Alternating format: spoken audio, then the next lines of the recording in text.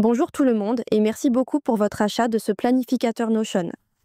Dans cette vidéo, je vais vous montrer comment utiliser ce planificateur afin que vous puissiez en tirer le meilleur parti.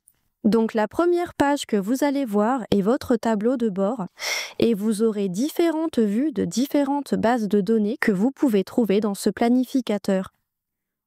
Sur chaque page, sous le widget horloge, vous aurez votre navigation sur le côté gauche et aussi en haut. Vous aurez également des instructions en haut de la page et je mettrai le lien de cette vidéo d'instruction juste ici pour que vous puissiez la regarder. Le widget horloge et le widget calendrier proviennent soit de Handify, soit de widgetbox.com et je vais également ajouter les liens vers ces sites dans les instructions au cas où vous voudriez changer les widgets. Et ensuite, en haut de chaque page, vous avez vos photos de couverture que j'ai créées avec l'aide de Canva et je les ajouterai également dans le PDF où vous trouverez aussi un lien pour ce modèle Notion.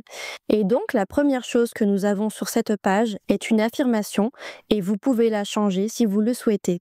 Et ensuite, la prochaine chose que nous avons, ce sont les tâches à faire pour aujourd'hui. Et cette base de données est une vue de notre liste principale de tâches que je vais vous montrer dans un petit moment. Et cette base de données est filtrée pour ne vous montrer que les tâches que vous avez pour aujourd'hui. Et puis aussi en bas de la page, nous avons un calendrier pour ce mois et il vous donnera un aperçu de toutes vos tâches à faire ce mois-ci. Ensuite, sur le côté droit, nous avons nos widgets de calendrier. Vous pouvez ajouter des notes ici. Nous avons une playlist Spotify. Et ensuite, vous pouvez ajouter des rappels. Et puis ici, nous avons une vue du suivi des anniversaires ou du planificateur d'anniversaire. Et cela vous montrera uniquement les anniversaires à venir pour ce mois-ci. Ensuite, dans les tâches du jour, nous avons notre suivi de consommation d'eau. Vous trouverez ce suivi tout au long de ce planificateur pour vous rappeler de boire suffisamment d'eau.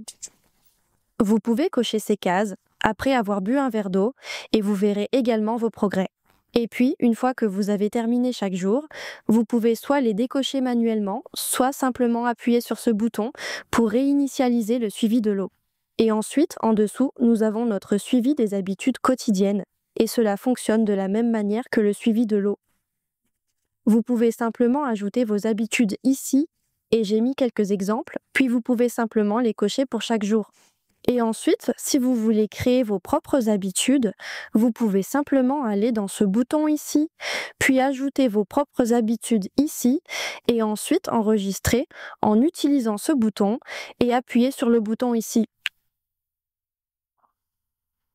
Et puis sur le côté gauche, nous avons un aperçu de nos objectifs pour ce mois-ci. Voilà pour le tableau de bord.